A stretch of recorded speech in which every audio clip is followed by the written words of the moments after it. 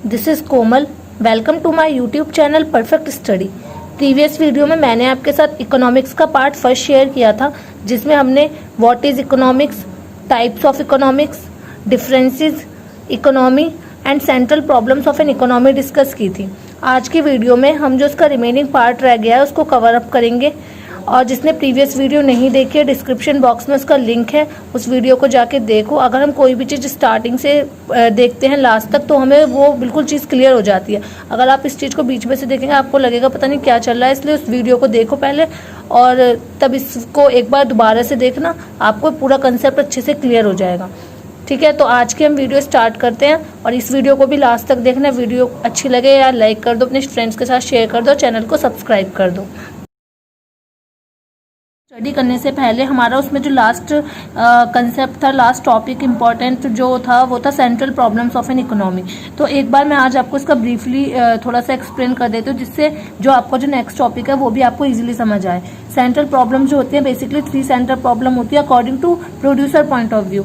मैंने आपको बताया था कंज्यूमर की तो बहुत सारी प्रॉब्लम होती है। कंज्यूमर तो प्राइस से रिलेटेड प्रॉब्लम भी हो सकती है, कंज्यूमर को क्वालिटी से रिलेटेड प्रॉब्लम भी हो सकती है, लेकिन इकोनॉमिक की जो सेंट्रल प्रॉब्लम्स मानी गई हैं वो 3 हैं: what to produce, how to produce and for whom to produce.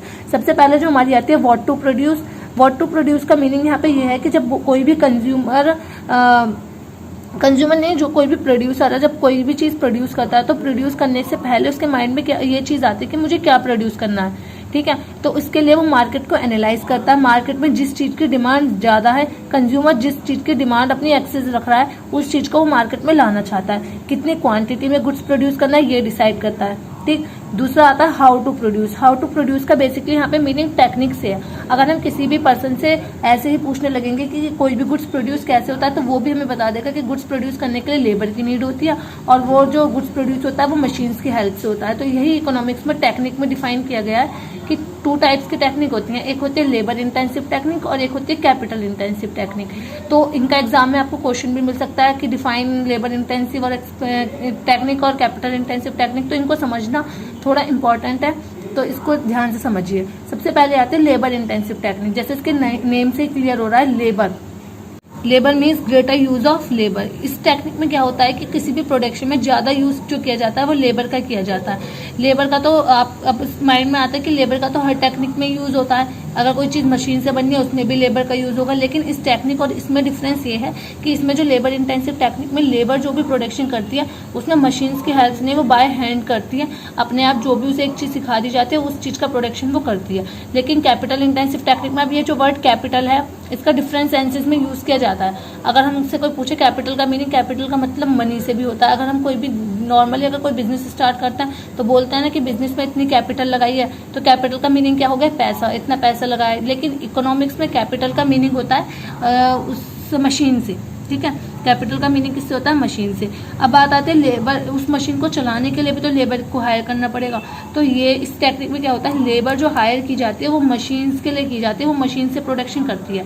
लेकिन लेबर इंटेंसिव टेक्निक में लेबर जो हायर हो रही है वो बाय हैंड प्रोडक्ट बना रही है, उसे एक चीज़ बता दी है कि इस तरीके से प्रोडक्शन करना है, वो उस चीज़ से प्रोडक्शन करती है। तो ये इन दोनों में इनके मीनिंग के अकॉर्डिंग बेसिक डिफरेंस है। अब जैसे इसके मीनिंग से ये है कि लेबर इंटेंसिव टेक्निक इसमें कम अमाउंट चाहिए, तो स्मॉल स्केल जो बिजनेसेस होते हैं, छोटे बिजनेस, उनमें लेबर इंटेंसिव टेक्निक यूज की जाती है जो कम अफोर्डेबल होते हैं। और लेकिन कैपिटल इंटेंसिव टेक्निक जो लार्ज स्केल बिजनेस होते हैं, जो एफर्ट कर सकते हैं, मशीनरी परचेज भी करवा सकते हैं। अब ये थोड़ी ना है कि हमने मशीन परचेज कर ली, उसकी टाइम टू टाइम सर्विस भी तो होनी होती है। तो जो लेबर है अगर वो एब्यूडेंट है, उसको नहीं पता कि मशीन्स कैसे चलेंगी, तो उन मशीन को चलाने के लिए लेबर को प्रॉपर ट्रेनिंग प्रोवाइड करानी पड़ती है। तो इन सब के लिए कैपिटल इंटेंसिव टेक्निक जो है वो higher level of business, large scale business में यूज की जाती है। लेकिन दोनों में से कोई भी खराब नहीं है, दोनों के अपने अपने बेनिफिट्स भी हैं।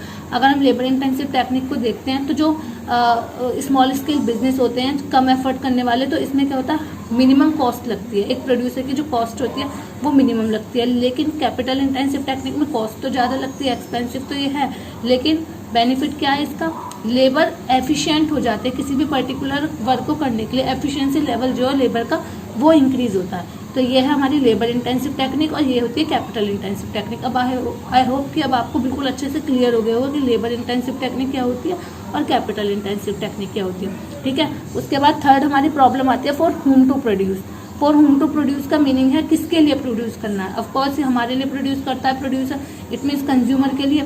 लेकिन इस है कि प्रोड्यूसर को इकोनॉमी में इक्वालिटी को प्रमोट करना पड़ता है। इक्वालिटी का मीनिंग यहाँ पे इससे है कि जब भी वो कोई भी गुड्स प्रोड्यूस करे तो उसके माइंड में डिस्क्रिमिनेशन वाली फीलिंग ना आए कि जो रिचर सेक्शन है उसके लिए अच्छी क्वालिटी का गुड्स प्रोड्यूस करना है, जो थोड़ा लो लेवल ऑफ सेक्शन है, थोड़ा पुअरर सेक्शन है, उसके लिए लो क्वालिटी का गुड प्रोडक्ट करना। तो इसलिए फॉर होम टू प्रोड्यूस का मीनिंग यहाँ पे इससे कि सभी कंज्यूमर्स के लिए, जितने भी मार्केट में कंज्यूमर्स होते हैं, प्रोड्यूसर के मन में सभी के लिए सेम फीलिंग होनी चाहिए। तो ये हमारी 3 बेसिक सेंट्रल प्रॉब्लम्स थी इकोनॉमी की।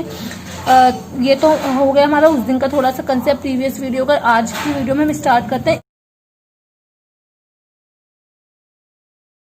इकोनॉमी का भी हम थोड़ा सा कंसेप्ट पढ़ चुके हैं कि हमारी जो प्रीवियस इकोनॉमी थी इंडिपेंडेंस से पहले की इकोनॉमी, उसको हम एग्रीकल्चरल इकोनॉमी बोलते थे। क्यों बोलते थे? क्योंकि उस टाइम पे जो ज़्यादातर लोग होते थे वो एग्रीकल्चर पे डिपेंड होते थे, उनका मेन प्राइमरी ऑक्यूपेशन जो होता था वो एग्रीकल्चरल होता था। लेकिन आज के टाइम को अगर हम देखें तो बहुत ज़्यादा चेंजेस आ गए हैं। आज हर कोई इंसान जो है एग्रीकल्चर सेक्टर में नहीं, आज हर कोई इंसान सर्विस सेक्टर में जाना चाहता है, हर एक कोई जॉब पाना चाहता है। तो आज की इकोनॉमी जो है प्रीवियस इकोनॉमी से थोड़ी सी डिफरेंट है, थोड़ी क्या कहें सारी ही डिफरेंट है। तो इकोनॉमिक्स को आज के टाइम में 3 बेसिस पे क्लासीफाई किया जाता है। फर्स्ट आती है हमारी मार्केट इकोनॉमी, सेकेंड आती है सेंट्रली प्लान्ड इकोनॉमी और थर्ड आती है मिक्स्ड इकोनॉमी। मार्केट इकोनॉमी का अनदर नेम होता है capitalist economy, centrally planned economy का अनदर नेम है सोशलिस्ट इकोनॉमी और मिक्स्ड इकोनॉमी। इन दोनों का कॉम्बिनेशन होती है कैपिटलिस्ट प्लस सोशलिस्ट। इसके बीच का जो डिफरेंस है वो एग्जाम के पॉइंट ऑफ व्यू से बहुत ज़्यादा इंपॉर्टेंट है। जैसे मैंने आपको शुरू में बताया था कि जो किसी भी बुक हो उसका जो फर्स्ट सेकंड चैप्टर होता है ना वो उसका बेस होता है, और किसी भी टाइप का एग्जाम हो वो क्वेश्चन उसमें से जरूर आते हैं। तो ये जो फर्स्ट और सेकंड चैप्टर बहुत इंपॉर्टेंट है, इसको ध्यान से समझिए। तो पहला जैसे मार्केट इकोनॉमी है, तो मार्केट इकोनॉमी का यहाँ पे मीनिंग ये है कि इसका जो मीनिंग निकाला गया है वो प्राइवेट सेक्टर से निकाला गया। आप सभी जानते हैं हमारी इकोनॉमी में प्राइवेट सेक्टर है और पब्लिक सेक्टर है। किसी जगह पे कंट्रोल प्राइवेट सेक्टर का है, कहीं कहीं पे कंट्रोल जो वो गवर्नमेंट यानी पब्लिक सेक्टर का। तो उसे इन्होंने इकोनॉमी के बेसिस पे क्लासिफाई कर दिया। जो मार्केट इकोनॉमी होती है, मार्केट इकोनॉमी उस इकोनॉमी को कहते हैं जहां पर full control owned by private sector, जहां पे सारा का सारा जो कंट्रोल होता है वो प्राइवेट सेक्टर का। प्राइवेट ये सोशल वेलफेयर से कुछ लेना देना नहीं कि लोगों को उस चीज का बेनिफिट है या नहीं, इन्हें सिर्फ अपना बेनिफिट चाहिए होता है। प्रॉफिट मैक्सिमाइजेशन इनका मेन एम होता है। क्या होता है? Profit maximization. जैसे एग्जांपल, चलिए एग्जांपल अभी लेते हैं, पहले तीनों समझ लो। Centrally planned economy, centrally planned economy को हम सोशलिस्ट इकोनॉमी बोलते हैं, और ये कंट्रोल बाय होती है गवर्नमेंट पब्लिक सेक्टर से। ठीक है, ये कंट्रोल कौन करता है? गवर्नमेंट या पब्लिक सेक्टर। तो गवर्नमेंट का तो मेन एम प्रॉफिट मैक्सिमाइजेशन नहीं होता, उनका मेन एम होता है सोशल वेलफेयर। तो ये इन दोनों में डिफरेंस भी है। इसका जो मेन एम होता है वो क्या है? Profit maximisation. और गवर्नमेंट सेक्टर जो होता है सेंट्रली प्लान्ड इकोनॉमी, उसका मेन एम क्या होता है? Social welfare. अब हमारी आती है मिक्स्ड इकोनॉमी। मिक्स्ड इकोनॉमी इन दोनों का मिक्सअप होती है, कुछ जगह पे कंट्रोल प्राइवेट सेक्टर का हो, कुछ जगह पे कंट्रोल पब्लिक सेक्टर का हो। तो हमारी इकोनॉमी जो 3 बेसिस पे क्लासीफाई है। अब तीनों के एग्जाम्पल के थ्रू समझते हैं। सबसे पहले आती है मार्केट इकोनॉमी। मार्केट में जैसे मैंने कहा कि मार्केट इकोनॉमी में जो फुल्ली कंट्रोल होता है वो प्राइवेट सेक्टर का होता है, और प्राइवेट सेक्टर का जो मेन एम है वो क्या है? Profit maximisation. तो इसमें इसके एग्जांपल में हम कोई भी बिजनेसमैन ले सकते हैं, कोई भी शॉपकीपर, मतलब जो भी कोई अपना बिजनेस स्टार्ट करता है तो वो अपना बिजनेस को किस तरीके से खुद के बेसिस पे कंट्रोल करता है, किसी का इंटरफेयर उसमें नहीं होता, उसे क्या गुड्स प्रोड्यूस करने, कैसे करने, किसके लिए करने, सब डिसीजन वो खुद ही लेता है। तो ये होता है प्राइवेट सेक्टर, यानी कि उस इकोनॉमी को हम कहते हैं मार्केट इकोनॉमी। दूसरी हमारी आती है सेंट्रली प्लान्ड इकोनॉमी। जैसे अब बताया गया कि इसमें जो कंट्रोल है वो किसका है? गवर्नमेंट का, और उसका मेन एम क्या है? Social welfare. तो इसका एग्जांपल में मेनली रेलवे आता है। रेलवे में जो फुल्ली कंट्रोल है वो किसका है? सिर्फ पब्लिक सेक्टर का है, उसमें प्राइवेट सेक्टर इंटरफेयर नहीं कर सकता। तो ध्यान रखना, इसमें एग्जाम्पल कोई भी हो सकता है, किसी भी बिजनेसमैन का हो सकता है मार्केट इकोनॉमी में। और सेंट्रली प्लान्ड इकोनॉमी का एग्जाम्पल है रेलवे। थर्ड हमारी आता है मिक्स्ड इकोनॉमी।